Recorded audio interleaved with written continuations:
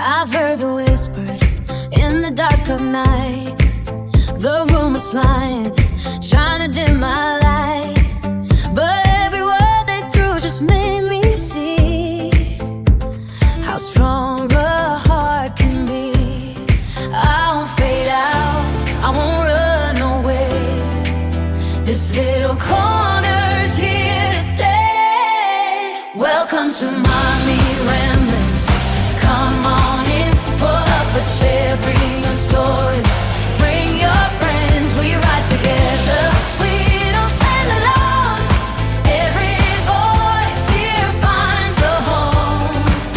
Through every storm, through every flame, I'll still remember every name. Yeah, this is more than just a street, it's family. Some came broken, some came strong, some just needed somewhere they belong. 1,000 miles, but still we're side by side, right here every night. And every day the circle grows. More hearts, more hope, more souls. Welcome to Mommy Ramblings. Come on in, pull up a chair, bring a story, bring your friends, we rise together. We don't stand alone. Every voice here finds a home. Through every storm, through every flame, I'll still remember every name. Yeah, this is more than just a stream, it's family. They tried to break me with their lies, but truth is louder when we rise. And every hand that stayed with me built this community. Welcome to Mommy Ramblings.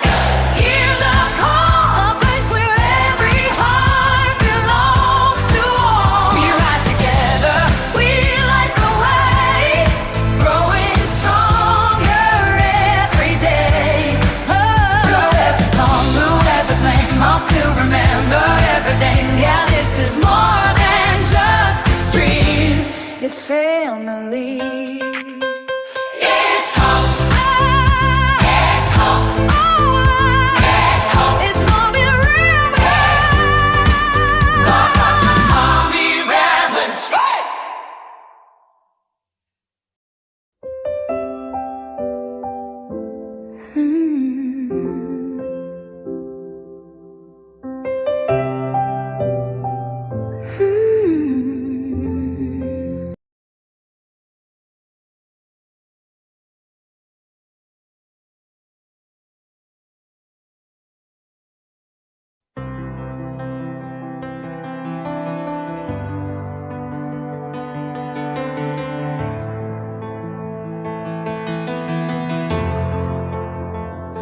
I'm 1,000 pieces, still standing tall, a voice in the chaos.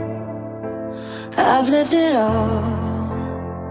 I'm a wife, I'm a mother, a friend in the night, holding a broken, still holding a lie. Shells in my pocket, dreams in my hands, building something they don't understand. The crafter of hope from shattered days, finding my strength in a million ways.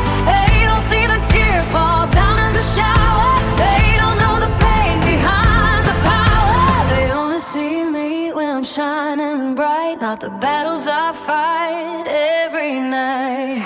But still I rise through the fire they made, through the hate, through the words they threw in my face. I'm still here, I'm still strong, this is where I belong. Mommy Ramblings, in my name, I built this boy through the pain. Every rambler that stayed by my side, you're the reason I survive. Still I rise, still I stand, with a broken heart and steady hand. They try to tear me down piece by piece, like I don't deserve a moment of peace. Was it just cause I didn't fit their mold, so they threw their stones and turned so cold?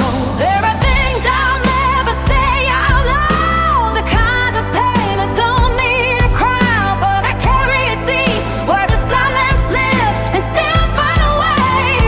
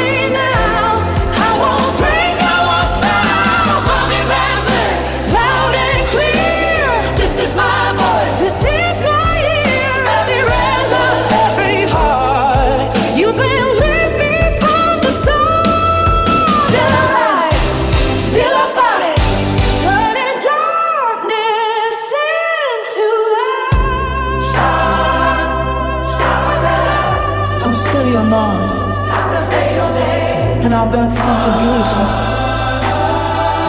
from all this pain.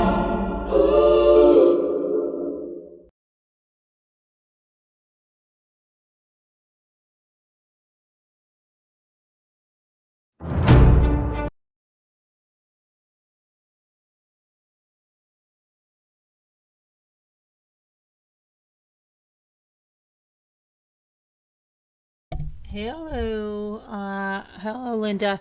Okay, I am going to play the membership song because Debbie Dahl upgraded her membership to the highest tier that we have, which is a Rambler VIP, along with some other really very great supporters of the channel, and we're proud to have her as a Rambler VIP and appreciate the support very much.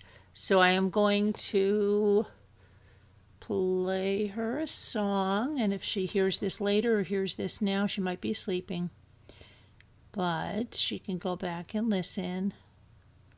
Let me just get this out. This goes out to Debbie Dahl, and let me just put memberships.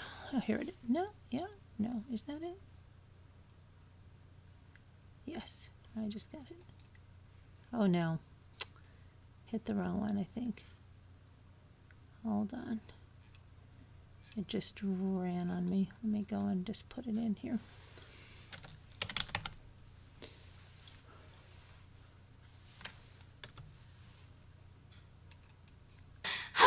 This is to you, Debbie Dahl. Thank you for becoming a Rambler VIP.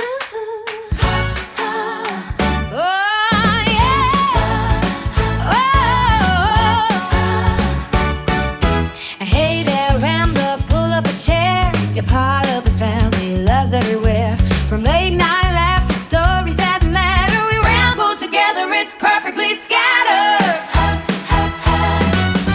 Welcome, welcome, Ramblers Unite, Ramblers Unite. Ooh, different levels, same heart, shining bright. Thank you for the love, for the time that you bring. Mommy Ramblings grows because of everything.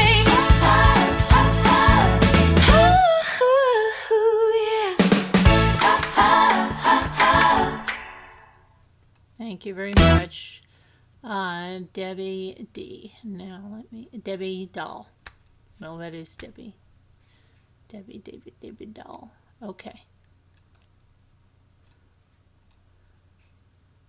All right. So let me get on the up with the program here. Hold on. So we are going to be discussing Lindsay Clancy, day 12. And I realized last night as I was laying in bed, oh my gosh, we never went over the testimony in day 11. We talked about it, briefly, but I wanted to go over all the testimony. So what I'm going to do tonight is I am going to go over the testimony yesterday and the testimony today, and we're going to do it all. Okay, so, but I will tell you that today was just really crazy with, hold on, let me turn my camera on here while I'm getting this stuff, with Lindsay, because she broke down with the medical examiners, and the prosecution, was asking questions that were very uncomfortable, and about how the children died and what happened, and just horrible things about like how their eyes and their brain and how they got the eyes out. It was, yeah. And she at one point said she couldn't take this. I can't take this, or I can't do this. And the judge abruptly stopped everything, cleared the courtroom, and they came back, and soon enough they had the medical examiner on, and it happened again. She didn't say that she couldn't do this or couldn't take this time, but she was, all punched over. Now, there was no questions from the defense attorney, and they got done with that just as quickly as they could. The prosecutor did ask a lot of questions. So, yeah, we have that. We also have something that I was telling you about Dr. Zizelli, I think his name is, that there was a conversation between two law enforcement officers outside, and that the defense attorney had gotten a court order for this psychiatrist to go and see Lindsay after this happened. And apparently he closed the door. One officer said to the other something like, he gave her that idea of the voices and told her to call Pat with that. So, and that's what I was kind of telling you guys last night, because I remember that when this was happening, that there was some kind of 48 hours, something like that, where they were talking about that. So that's what I was saying. Okay. Let me go over to... Oh, brother. All right.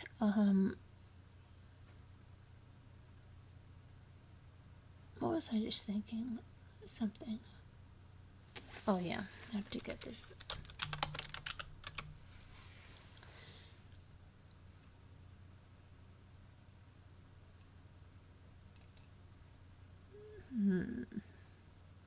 Let's go over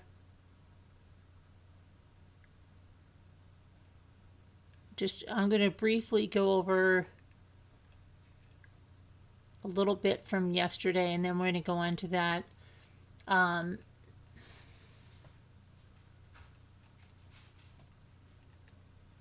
you do know that Judy Paul is not named a defendant in either Patrick's lawsuit or Lindsay's lawsuit. You do know that, right?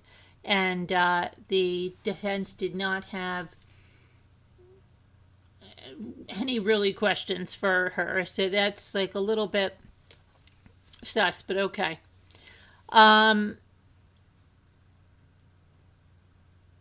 Lindsay Clancy had messaged one of her caregivers less than 2 months before she killed her children to say that she was having intrusive thoughts that she never had before, that she was feeling completely hopeless, and she was worried about becoming addicted to the benzodiazepines. Rebecca Gelata, a psychiatric nurse practitioner at South Shore Health Perinatal Behavioral Health Program, testified, and this was yesterday. I'm just going over this, okay? Yesterday, that she exchanged text messages, which she was reading through in a notebook, with Lindsay Clancy regularly, and that this was on a patient portal, so she had them printed out in a notebook.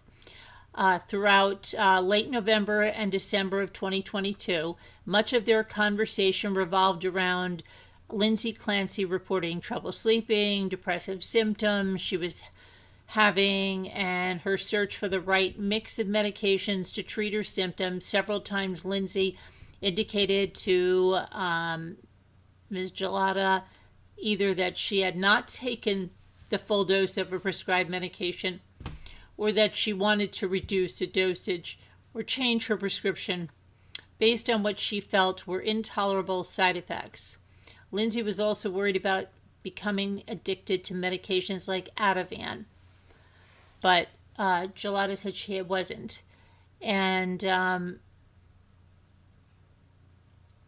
really don't like the way I feel on Remeron, and I know that I can't stick with taking it, she texted to Gelata in a December message, asking to switch from the antidepressant, which is also used to treat anxiety and insomnia, to a previous prescription mix. I started having very intrusive thoughts that I never had before. Gelata tried to assure Lindsay that having intrusive thoughts is something that is very common with someone diagnosed with postpartum depression and anxiety, and encouraged her to give the Remeron more time to work since it had only been a few days. This could be some postpartum anxiety, and I wanted to familiarize her with the symptoms so that she had them written down and she could report them to me. Gelata was among several providers that Lindsay and her former husband Patrick have sued over her care. Repeatedly came up with alternative treatment plans for Lindsay, including a range of other medications, behavioral therapy, support groups, and meditation. Meditation. I'm so sorry. Let me put my glasses on. That would be good. Let me make sure they're clean. Okay. Yeah, much better. Okay. Meditation. But she acknowledged that it was up to Lindsay whether she chose to follow that advice. I'm only making recommendations based on my education, my experience, training, and what I'm seeing in terms of symptoms. The patient has the autonomy. During the virtual and in-person sessions, Gelada said that Lindsay Clancy never talked of having a plan to harm herself or her children. She also never showed signs of psychosis or mania. But Gelada acknowledged that Lindsay Clancy did report having thoughts of suicide. She also suggested that Lindsay may have underlying bipolar disorder due to her days of going without sleep, but Patrick Clancy denied that. In mid-December, Gelada had a call with the couple and was told that Lindsay had her worst day and was having persistent, intrusive thoughts of suicide. Gelada suggested she consider a higher level of care as offered by Massachusetts General Hospital. She settled on the Women and Infants Hospital postpartum program in Rhode Island, but was soon discharged with advice to stop taking one of her antipsychotic medications. Gelada, who was going on vacation, said she was concerned that Lindsay had been discharged from the hospital, telling her in a message that she could benefit from the groups and added support separate even from medication changes. She was worried the hospital wanted Clancy to go off Seroquel, the antipsychotic medication. Clancy was advised that this could lead to worsening of mood, worsening of sleep, but she insisted on going off the medication. Gelada agreed to slowly reduce the dosage. During the cross, Kevin Reddington argued that Gelada was not familiar with the care that Lindsay received elsewhere. Gelada never even talked to Dr. Jennifer Tufts, who was Lindsay's psychiatrist, and nor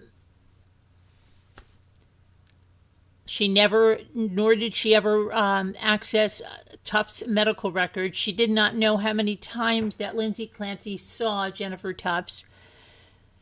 And she only thought that Jennifer Tufts treated Lindsay Clancy in September. So there's a lot of lack of communication between the caregivers, right?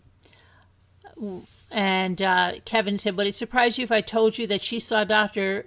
Jennifer Tufts 14 times during a 4-month period ending in January?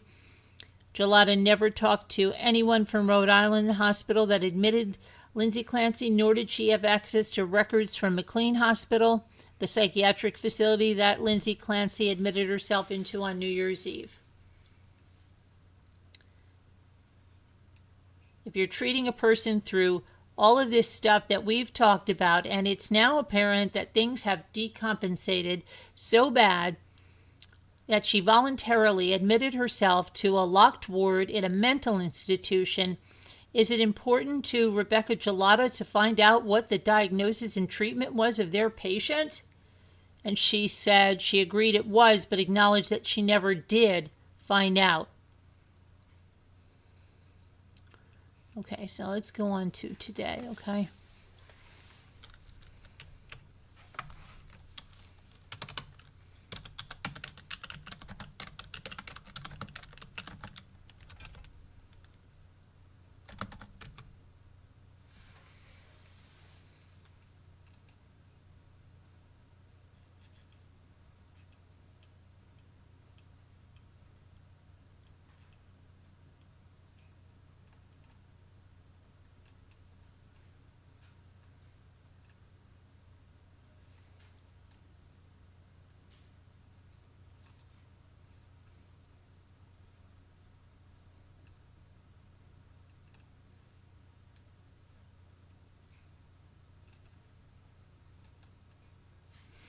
Okay.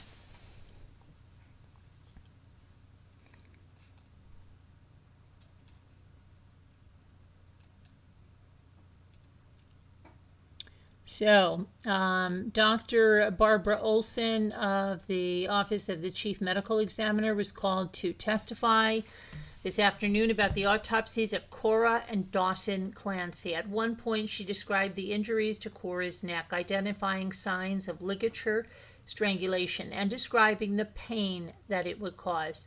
She also described hemorrhaging suffered by Dawson, which she said could be caused by him struggling or by changes in the pressure of the ligature. Lindsay Clancy was crying loudly with her head on the table throughout the testimony. At one point, reporters in the room heard her say, "I can't do it." She wasn't the only one crying. Reporters observed at least one tearful juror.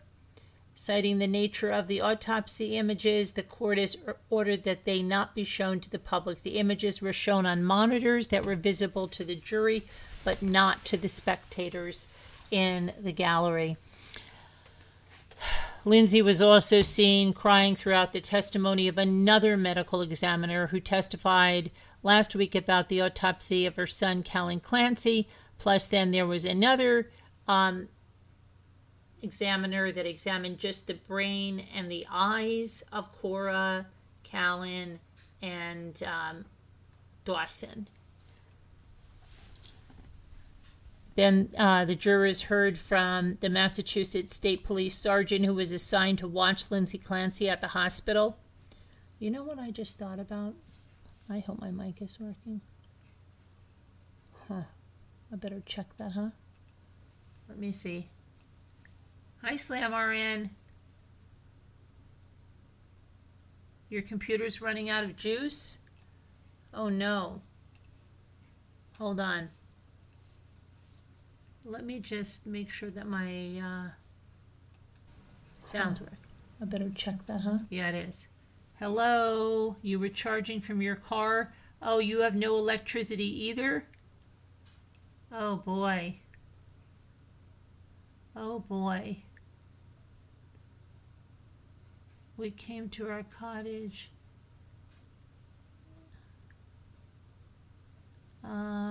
Okay, good night, Slam. Sorry you don't have power.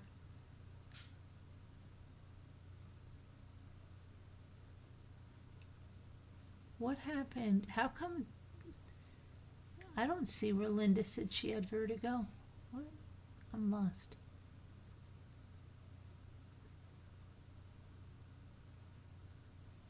You've had a sore throat for a week?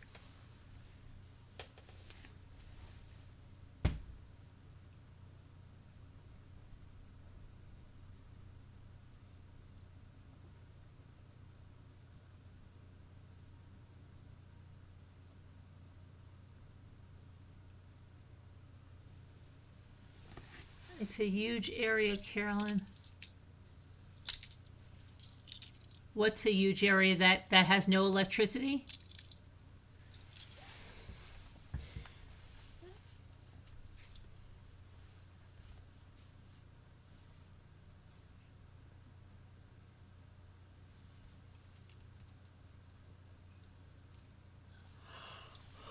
I don't see slabs, so she's out of power. Wait, I'm trying to look. I don't see where. Are you out of power also? Oh, she's asking you. Okay. Of course, Slam. Does anyone see me? Okay, I see you. I see you. All right. I got it. I think I have it now. Not really so much, but okay. All right. Let me go back over here. Okay, so let me get back on what we were doing. I was just coming to check my mic, and my mic is working, so that's good. Come on, come on.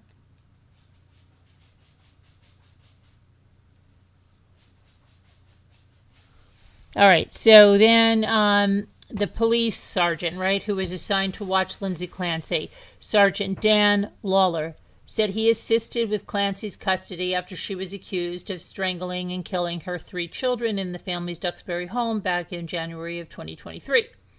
Lawler said that while he was at the hospital, a doctor came in to meet with Clancy and entered a room. He said he didn't hear the conversation. He said the doctor closed the door. During cross-examination, Clancy's lawyer questioned Lawler about a theory he claimed the prosecution was advancing. Did you talk to McDouligan about the theory that Dr. Zeisel is the reason that she told her husband that she heard voices? Yes, Lawler said. The prosecutor then asked Lawler about the investigative process.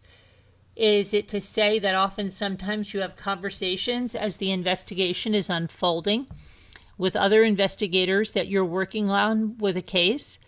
And hang on a minute. And about the case, about the potential evidence? Yes, Lawler said. Is it fair to say that theories change over time based on your investigation, what evidence you find? Correct, Lawler said. Patrick Clancy previously testified that Lindsay had told him about hearing voices during a phone call a week after the murders, saying she had never mentioned hearing voices before. After Lawler, jurors heard from a clinician who previously worked at South Shore Hospital Perinatal Clinic, where Lindsay Clancy was treated after the murders. Oh, hang on, we're going to get to her. Oh, shoot. Okay, this is going to be... Get out of here.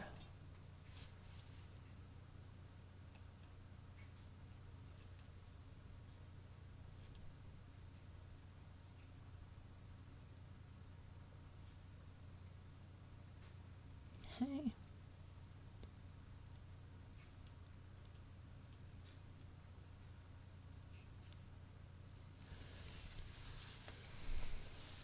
Okay, and some more testimony from Dan Lawler. He said that Lindsay Clancy had visible injuries and he preserved her clothing.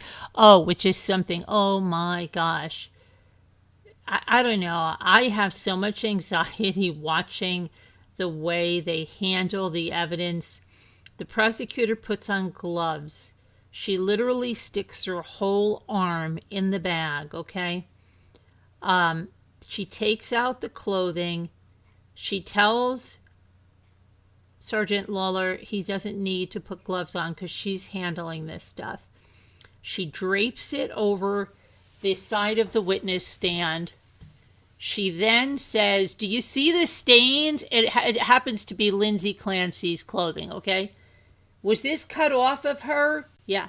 Do you happen to see the stains all over it here? Do you see that? Like she's holding it. I would be like, okay, lady, get that away from me, okay? I don't have gloves on. I also don't have a hazmat suit on. If you touch my clothing with that, we're going to have an issue.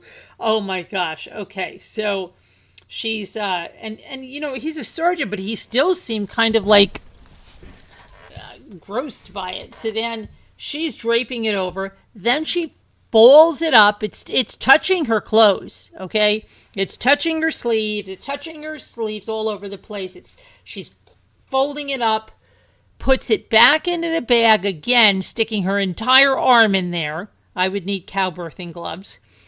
And then she hands it to the clerk who doesn't have any gloves on. And then the clerk has to grab the whole bag. Like, okay. Then she did the same thing for the jeans. And so she had him identify that stuff. Let's see. He was also part of the team that executed the search warrant at the Clancy home. Oh, then she brings out the medication, right? And she starts going through the bottles with him and saying, oh, here's this bottle of this prescription, and it was filled on this such and such a date, and it only has 5 pills missing. It has 10 pills missing. She went through the bottles that were found and how everything, you know, what was missing. And he also seized a baby monitor and a Google Nest camera from an upstairs bedroom.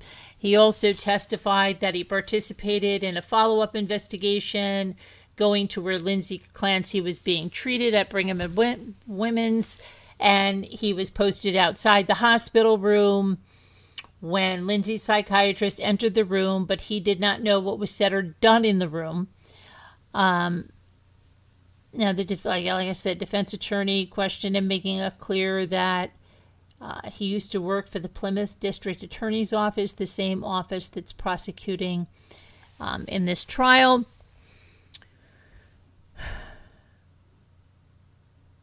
He asked if the clothing that Lawler seized had blood on it. Lawler said it did. He asked if there were any shoes that were seized, and Lawler said he did not find any shoes. Lawler was asked by Reddington to detail the process of executing a search warrant. He was also asked if 2 laptop computers and 2 cell phones were seized, and Lawler said they were. He also recalled blood on the floor, a mirror, and on the floor going towards a back window. And then Reddington asked him about when he went to Brigham and Women's Hospital to maintain custody of Lindsay Clancy, and he said it was several days after the incident. And then he asked him about the psychiatrist who came in, and then they went to a sidebar about that.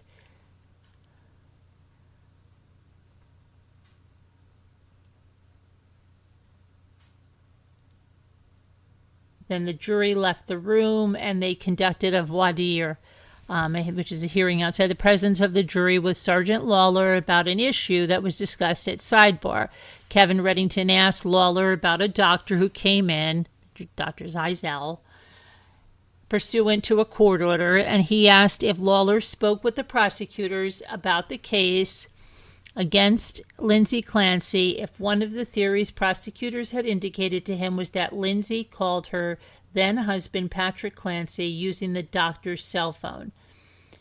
Kevin Reddington said the prosecution theory was that the doctor told Lindsay to call Patrick and say that she heard voices. Lawler said he doesn't know if it's a theory, but he recalls a discussion along those lines. Lawler said the investigating trooper told him that during the conversation, Lindsay communicated to Patrick that she had heard voices in her head. Reddington asked Lawler if the theory was that the doctor... this was something. They asked him who was there, and he actually said, yeah, no, it wasn't a doctor. It was a psychiatrist. And then later, Kevin Reddington, I kind of put him on the spot. Like he said, well, I mean, you just said he wasn't a doctor. He was a psychiatrist. You know, and I don't know if he said a psychiatrist is a medical doctor, but, you know, he didn't obviously know that. So I think he made him feel like 2 cents waiting for some change. Anyway, yeah, I just thought that was crazy that he said that. Anyway, he said that the doctor, the psychiatrist, had planted the idea in Lindsay's head, and Lawler said the theory that he discussed, that's the theory he discussed with the state police investigator. Prosecutors asked Lawler if he knew anything about that theory when he was at the hospital, and he said he did not, and he never spoke to the prosecutors about that theory, and he only discussed it with a fellow state trooper. And Lawler said his discussion with the trooper about the theory did not change his testimony in any way. The voir dire was then over, and the judge had another 10-minute recess. And then they came back, and Sergeant Lawler is back on the stand being cross-examined, and he testified about how he saw a doctor enter Lindsay Clancy's room while he was standing outside, and that he also later learned that Lindsay called her ex-husband Patrick on the phone at that time. And Lawler said he spoke with the lead investigator in the case, and he told Lawler about a prosecution theory. And the doctor told Lindsay to say to her husband that she heard voices. He said they discussed that theory at the office, but he doesn't recall exactly when. And then he was done.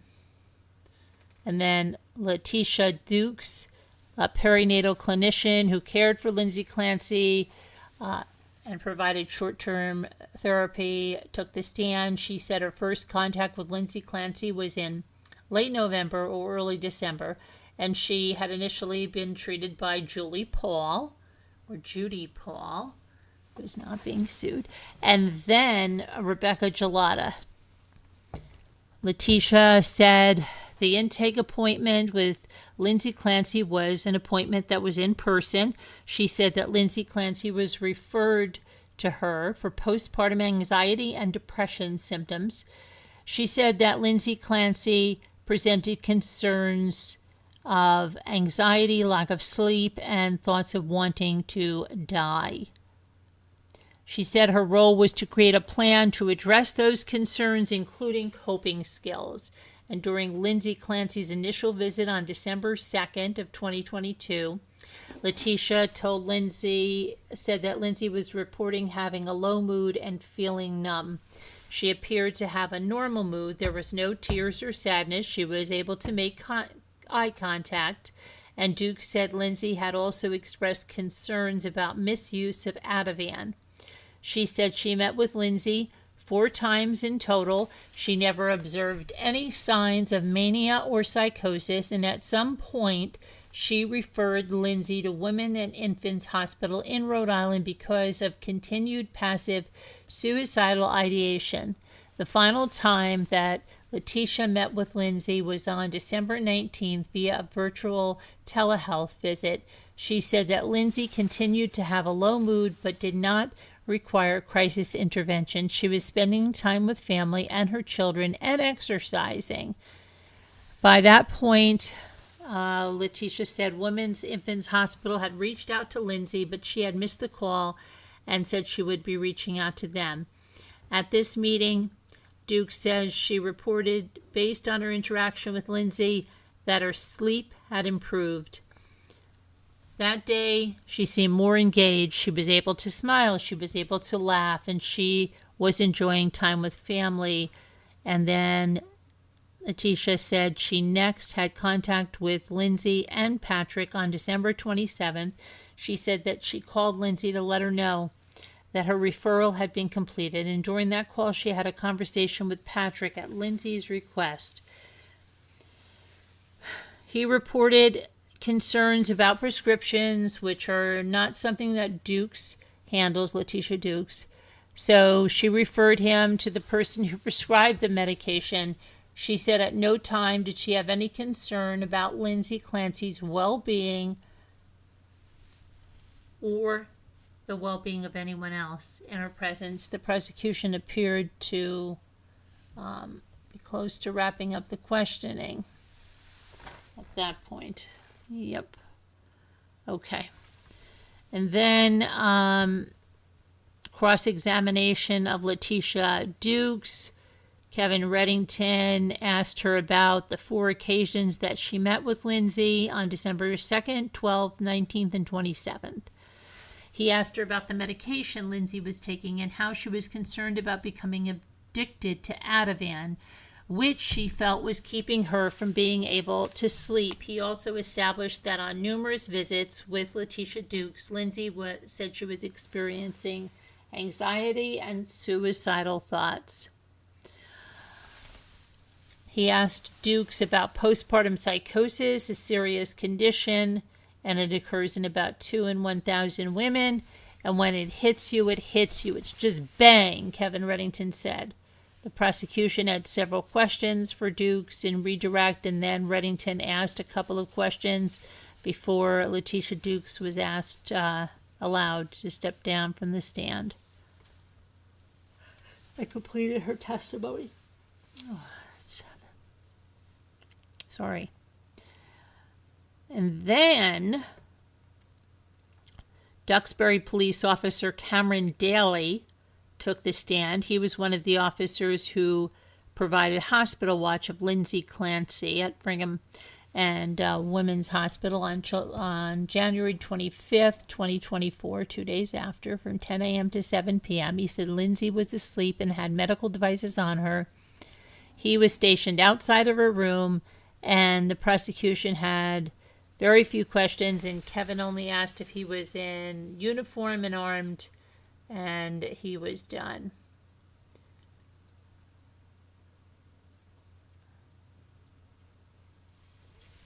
Okay, and then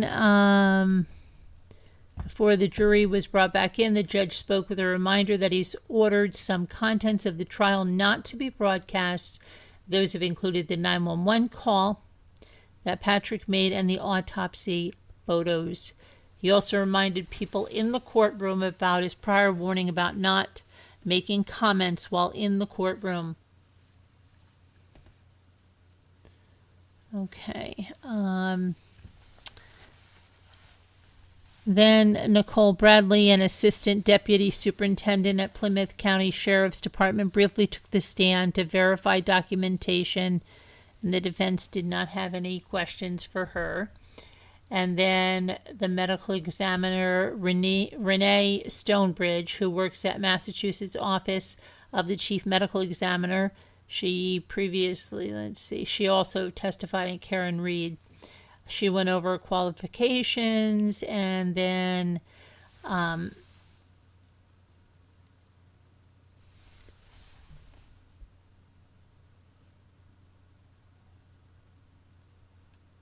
she's the one that examined the eyes and the brains of the kids, and went through their injuries with those, and asking about how long it takes to cause the kind of damage that she saw in the children.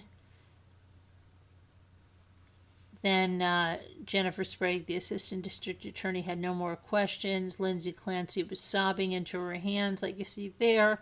And before the prosecution could call the next witness, the judge asked for a brief break.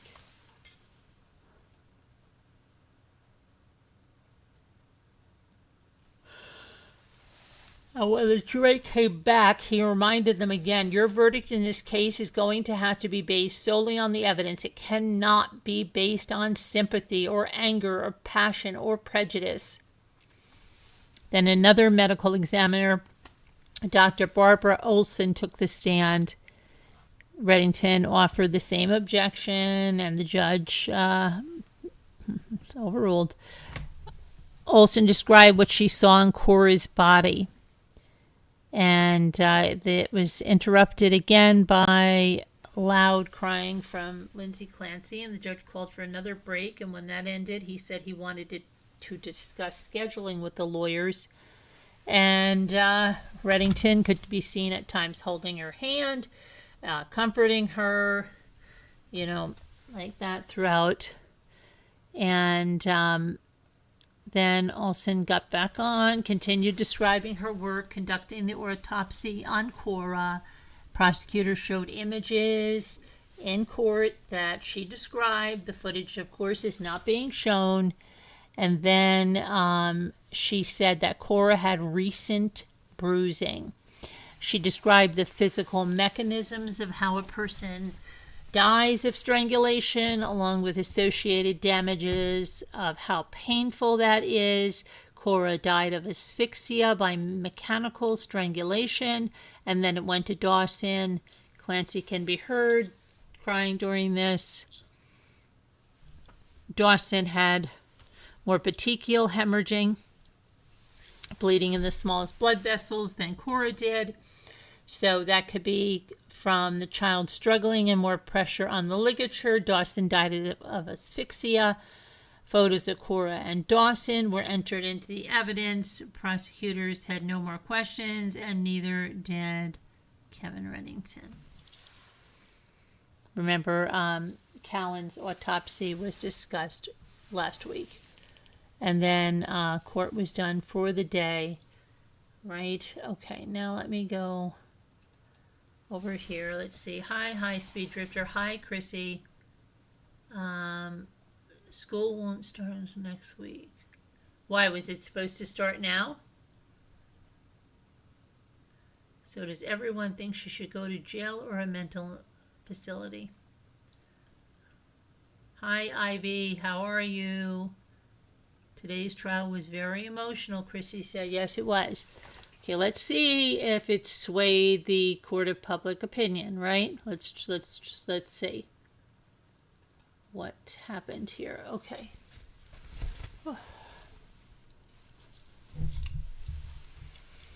So, and okay, tomorrow, I'll probably start with a member Zoom for the trial, but I'm just letting you know ahead of time.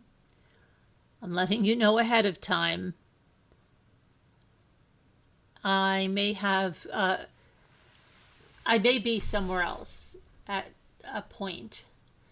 And so, yeah, I'll try to do what I can. And then our live tomorrow night, probably going to be in a little bit different of a format. Just because I may be somewhere else. Okay, and we'll just go with the flow, right? Okay, we'll go with the flow. And what was I going to say? So yeah, I want you to be aware of that. So that's what's going on. I know Jen Grill is not here. She's probably fallen asleep. But we did watch the trial again. Watched until it was over, and then I went out and went swimming, which then, as soon as we got out, the boys, it poured, but I got a good swim in, so that was good. And okay, then the boys took us out for ice cream. So yeah, now let me get we're going to check court of public opinion, right? See what they're thinking. I will tell you, it's crazy because on certain platforms, they're really calling out that Patrick did this. And come on.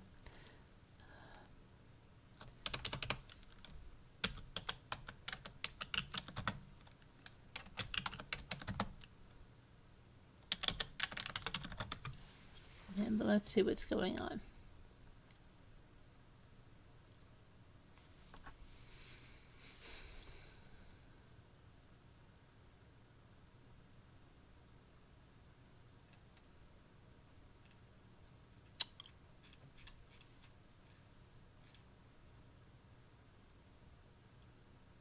And I think it was Lindsay's birthday yesterday.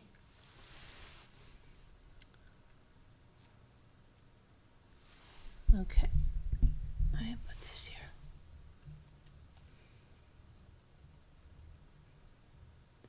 Okay, no wonder the prosecutors have seemed so no nonsense from jump. Imagine poring over all of this evidence for 3.5 years and knowing the truth of what this woman actually did. I'm fuming every time I think about it. They must be so disgusted by this point. Honestly, this whole medical story unraveling had me so nervous to take or seek psychiatric meds. It just seems a bit of a crapshoot with a smidge of science to discern dosage relative to BMI. Everything I've read about not tapering adequately sounds scary. And for anxious person, that's like being dropped at the top of a majestic mountain, but you have to figure out how to get down. The thing is, you are right. In some ways, psychiatric medications are a crapshoot. Some people potentially can have adverse effects to it, but the bottom line is that can happen with any medication. You could take a blood pressure medication and have a horrible allergic reaction, or the blood medication can cause anxiety. You can take an anti-seizure medication that can cause horrible depression and suicidal thoughts, or even antibiotics that can cause hallucinations. Any medication can come with side effects. But the point is that it is all a risk and a benefit ratio of probabilities. The vast portion of patients taking any of these medications benefit significantly from it versus the potential ongoing detriment from untreated depression or anxiety, or from untreated blood pressure issues or infection or seizures. The important part of this is to communicate with your providers. Let them know if something doesn't feel right. And it is also on the providers to listen to you and give you ongoing step-by-step explanation of the expectations.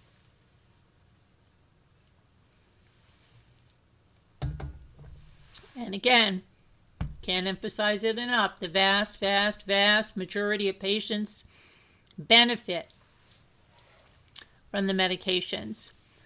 Bottom line is it can happen with any medications.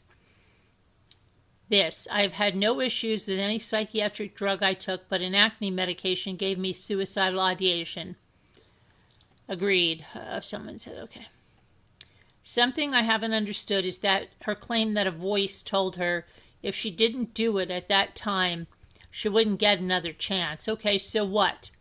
What did she have to do? What was going to happen if she didn't do it? Has she ever explained what she thought would happen if she didn't kill them?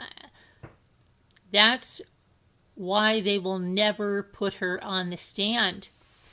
The prosecution would cook her. From my understanding, it seems that command hallucinations are only acted upon if the delusion and command hallucinations are in sync. Otherwise, who just follows a random voice? Unlikely. But if she thought she had to kill the kids to save them from XYZ because she was delusional, that would be one thing, but she didn't say that. I've been wondering the same. I hope they explain. How will the jury decision work? Does it have to be unanimous or a majority? Unanimous. She should go ahead and save the taxpayers' money and the public from further heartbreak. People are bashing the prosecutor's bows. I don't see anything wrong. I just am so sad. This case is so tragic. I feel kind of traumatized by listening to the autopsy reports. I wish I didn't. I can't get that horror out of my head. It's interesting the courts haven't set up some kind of trigger warning system. I mean, you're watching a live stream of a murder trial. It's a murder trial. Today was a hard one. I'm so glad I missed it, someone said. Patients have to be actively suicidal with a plan. Not sure why I'm being downvoted. Passive suicidal ideation is not grounds for involuntary psychiatric commitment. Okay, so let's see.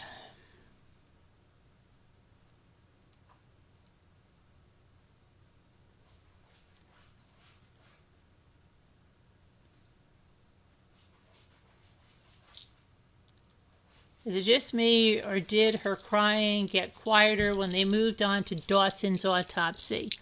Someone said Dawson was Patrick's buddy. She just probably had an issue with Dawson more. She made a social media post complaining about Dawson being a difficult child. Someone said, I have an adult son who was like Dawson. It's not easy, but eventually around 12 or 13, they settled down. He's a nice young man now, but I spent many days and nights at my wits' ends.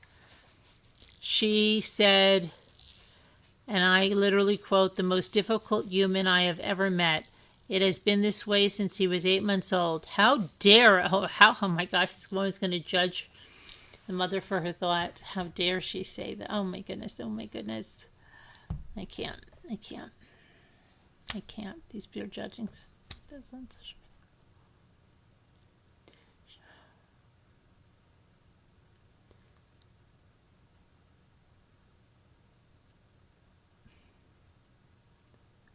Okay, let's see.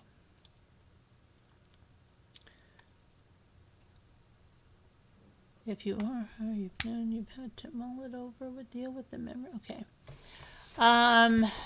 Let's see. They're all going on and on. Does Ativan control or stop auditory hallucinations? She told the providers that the Ativan alleviated the horrible thoughts. Benzos are like alcohol without the acute effects, and working over a longer period of time, they make you feel less anxious and can in some cases make you disinhibited, which is a good thing for very inhibited, anxious people. Okay.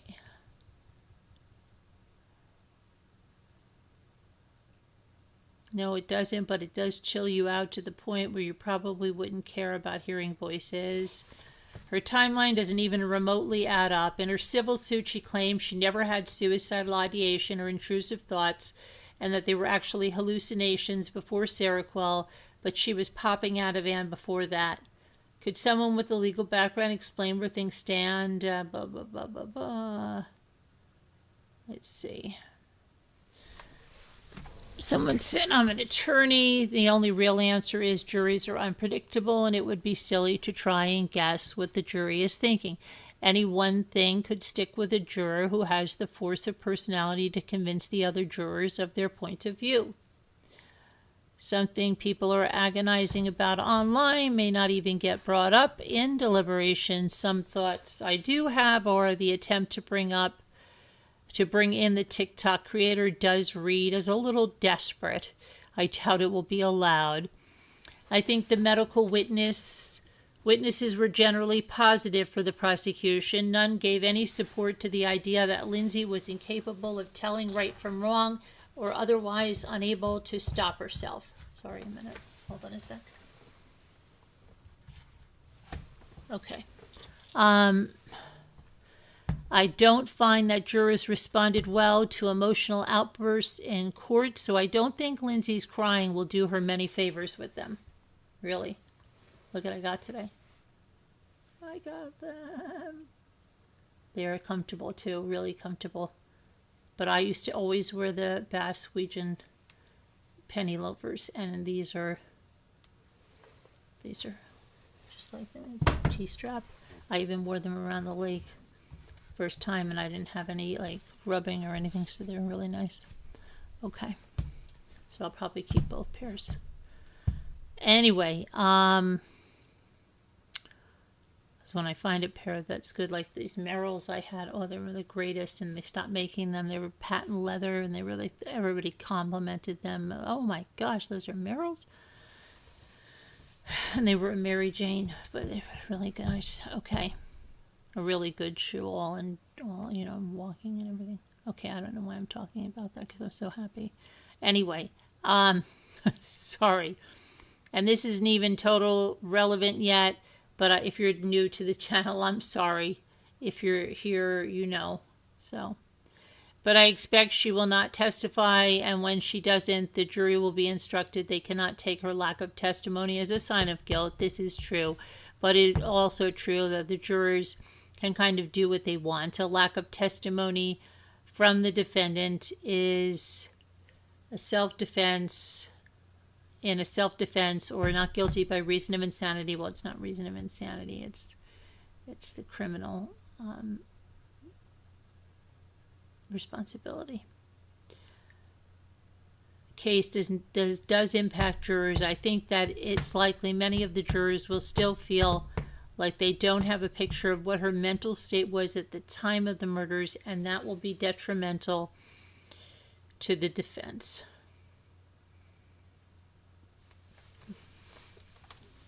Okay, let's see.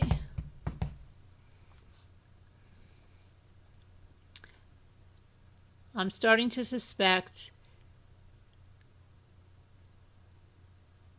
the judge may be extending Kevin Reddington as much leeway as they are to shore up an appeal against what's looking like an inevitable loss. Counsel did well enough with Tufts, but his whole modus operandi changed the next day, and his treatment of witnesses along with it. He's been in the business a long time.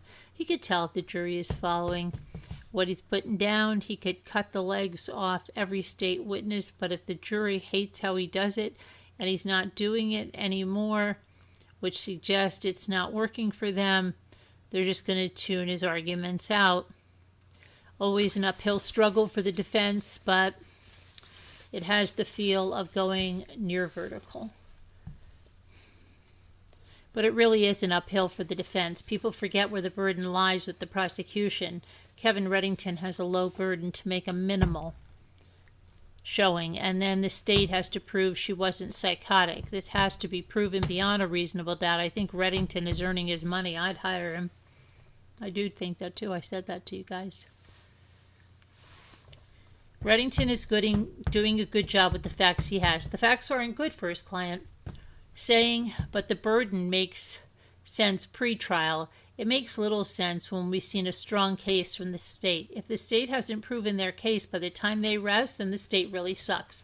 But it's not anything close to an airball right now. Clancy's actions all speak to a sound mind. Clancy's providers, friends, and family saw no symptoms of psychosis.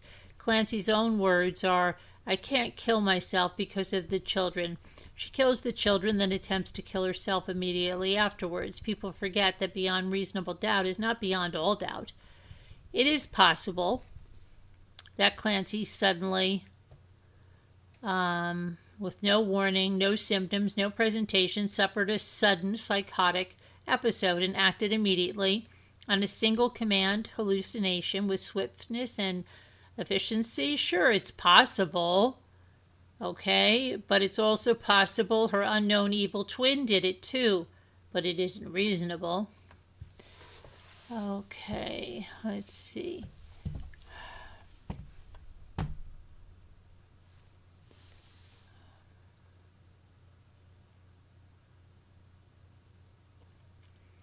As someone said, it actually made me feel the opposite. The 3 children were victims of a heinous crime, and it's a murder trial. I think what they went through and their injuries are deserving of a jury to hear. It made me feel like the attention was repeatedly replaced by either sobbing or her attorney's exasperated face. I know it was tragic to hear for everyone, and yes, we know how they died, but glossing over it to protect her feelings is just overriding what happened to them.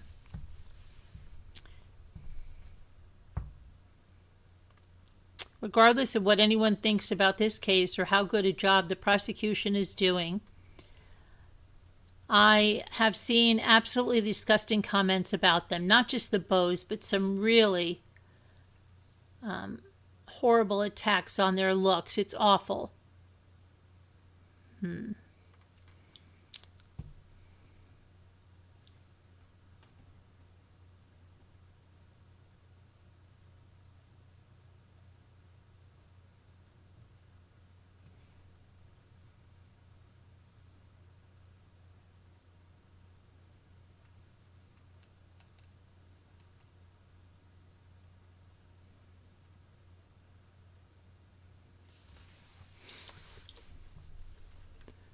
Let's see. She said, "I can't do it" during the medical examiner's testimony. She did this. She wanted the trial. I've had enough of the theatrics in this case. I was shocked when she spoke. It makes me wonder if anyone has been able to go over this with her like in therapy. I just don't think so. I don't think she can stomach the reality of her actions, and if she were to react this way in therapy, I could see them calling it a day. Let's try again tomorrow. It's like she doesn't hear it or see it. It never happened, and no one will know. When what I see in court, her reactions is shame, pure shame that she hasn't had to confront yet. She has not once looked at any of the pictures shown in court. She closes her eyes and sobs in shame and hopes that she can distract anyone from seeing what she's capable of. That's why insanity plea is perfect for her. No one, including herself, will have to believe that Lindsay Clancy did this. It was just someone else's fault. She doesn't even have to be there for this if she doesn't want to be. Yep, and a guilty plea would have stopped this. The medical examiner testimonies are traumatizing, especially when the examiners talk matter-of-fact like. I mean, I know it's their job, and they're professionals. It's just traumatizing for people who aren't used to it. I'm sure I can't help but think of the spread of trauma from her actions, not only people hearing about the autopsies, but Patrick Clancy when he found them, the first responders, the medical staff at the hospital, and so on and so on. These murders had a trail of trauma. First and foremost, the 3 children who were strangled by their mom. Totally inexcusable that Lindsay was not removed from court.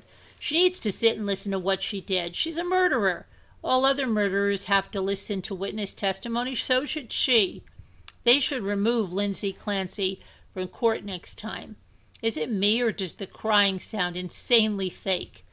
I've literally never heard anyone make those sounds when crying. It's been 3 or 4 times already. Unreal.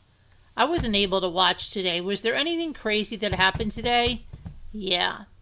These people are effing crazy. They're saying she's finding out in this trial that she's innocent. No. She's effing crying, and her kids are dead because she killed them.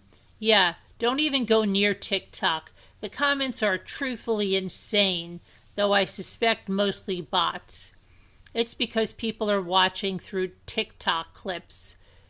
If you actually have been following this case, the pre-trial, you'd know she has already admitted to doing this, hence why the trial is a trial to determine if she committed the murders with a sound mind. People want this to be the next episode of Law and Order, but it's not. It's real life, where real people have worked on this case and investigated and found out what she did. Hence, we are hearing from all the doctors and whether she had a sound mind every single day or if she had psychosis.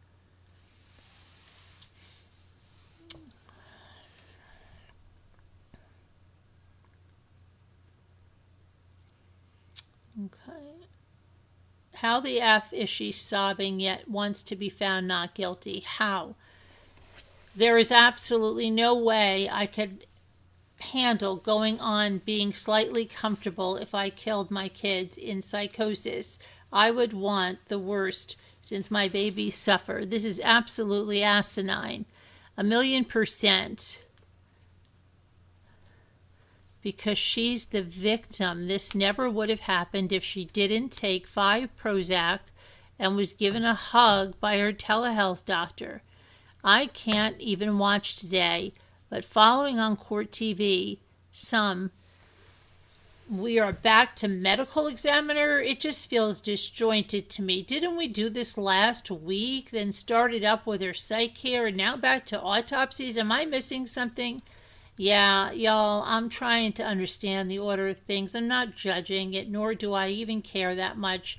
I thought maybe I missed something that put the witnesses together. What time is it? Am I late for my thing? I think I am. My watch.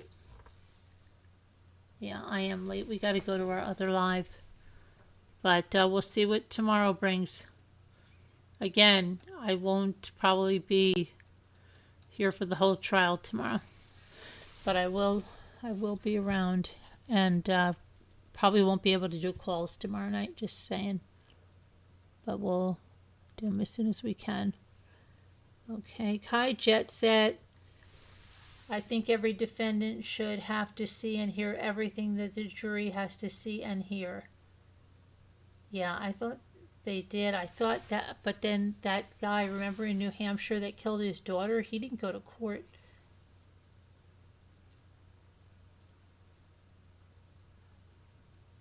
Okay, let me, I'm going to move us over to the next one. I got to put my phone on the charger. We'll be over at the next one, so make sure you come over and see us.